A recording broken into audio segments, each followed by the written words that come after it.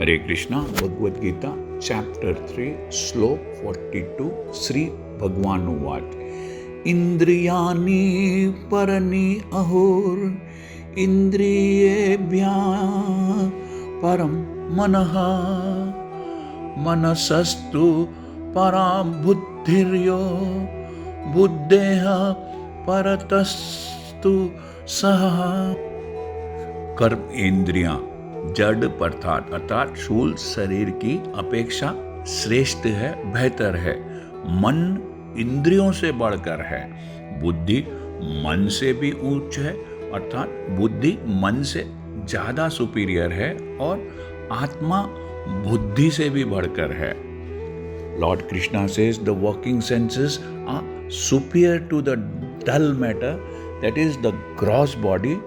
Mind is higher than the senses, intelligence is still higher than the mind, and the soul is even higher than the intelligence.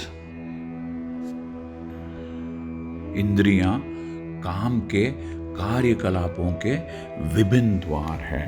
The senses are different outlets for the activities of lust.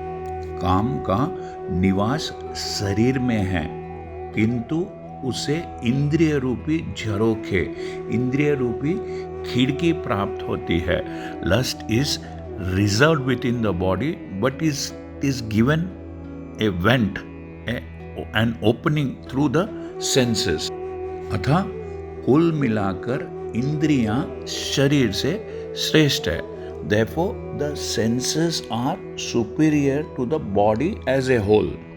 श्रेष्ठ चेतना, superior consciousness या कृष्ण भावनामृत होने पर ये द्वार काम नहीं आते हैं. These outlets are not in use when there is superior consciousness or Krishna consciousness.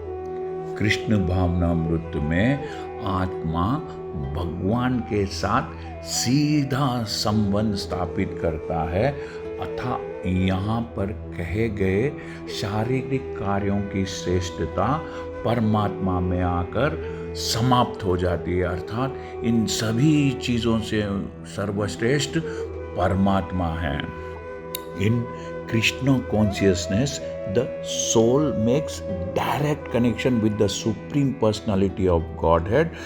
Therefore, the bodily functions as described here ultimately end in the Supreme Soul.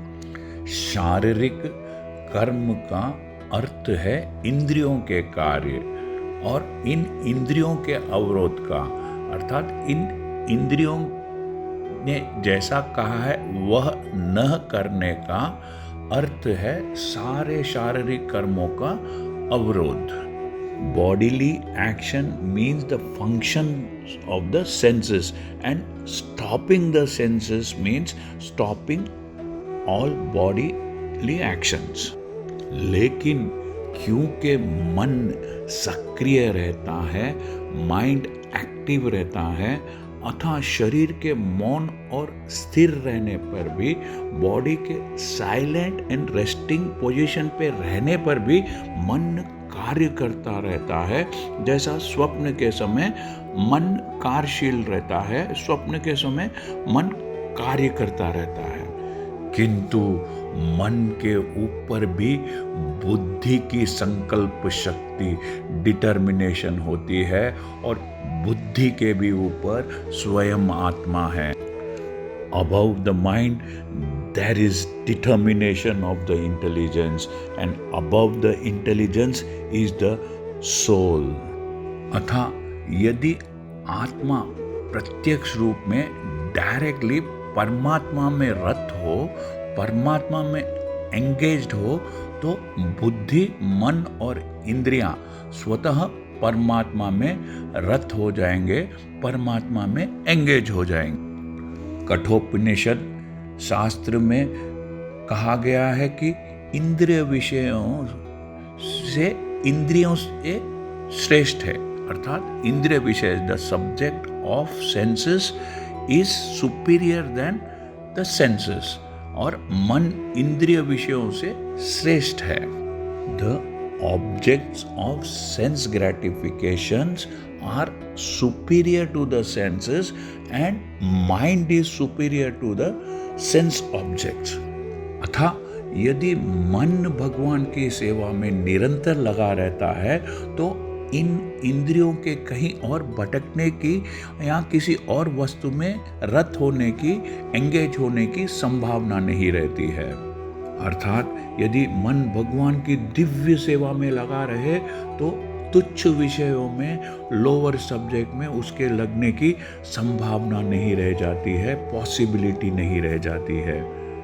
Kathopanishad में आत्मा को महान कहा गया है, अतः आत्मा इंद्रिय विषयों, इंद्रियों, मन और बुद्धि ये सबसे ऊपर है। Therefore, the soul is above all, namely the sense objects, the senses, the mind and the intelligence. अतः सब समस्या का हल यह है कि आत्मा के स्वरूप को प्रत्यक्ष समझा जाए। Therefore, directly understanding the constitutional position of the soul is the solution of all the problems. मनुष्य को चाहिए कि बुद्धि के द्वारा आत्मा की स्वाभाविक स्थिति को ढूंढे और फिर मन को निरंतर कृष्ण भावनामृत में लगाए रहे। और जब मन भगवान में समा जाता है तो सारी समस्याओं का हल हो जाता है। सामान्यतः नवदीक्षित आध्यात्मवादी को इंद्र विषयों से दूर रहने की सलाह दी जाती है। A neophyte spiritualist is generally advised to keep aloof from the objects of sense. किंतु इसके साथ साथ मनुष्य को अपनी बुद्धि का उपयोग करके, अपने इंटेलिजेंस को यूज करके मन को सशक्त, स्ट्रांग बनाना होता है। यदि कोई बुद्धिपूर्वक, इंटेलिजेंटली अपने मन को भगवान के शरणागत होकर कृष्ण भावनामृत में लगाता है तो मन स्वतः सशक्त हो जाता है, ऑटोमेटिकली स्ट्रांग हो जाता है। और इसके बावजूद भी इंद्रियां सर्प के समान, सांपों की तरह अत्यंत बलिष्ठ होती है, बहुत ही स्ट्रांग होती है, किंतु मन को भगवान में रत करने पर वे दंत विहीन सांपों की तरह, टूथलेस स्नेक के समान असक्त हो जाएंगी, वीक हो जाएंगी। यद्यपि आत्मा बुद्धि, मन तथा इंद्रियों का भी स्वामी है, तो भी जब तक इसे कृष्ण की संगति द्वारा कृष्ण भावनामृत में सदृढ़ नहीं कर लिया जाता, तब तक यह चलायमान मन के कारण, भटकने वाले मन के कारण नीचे गिरने की पूरी संभावना बनी रहती है।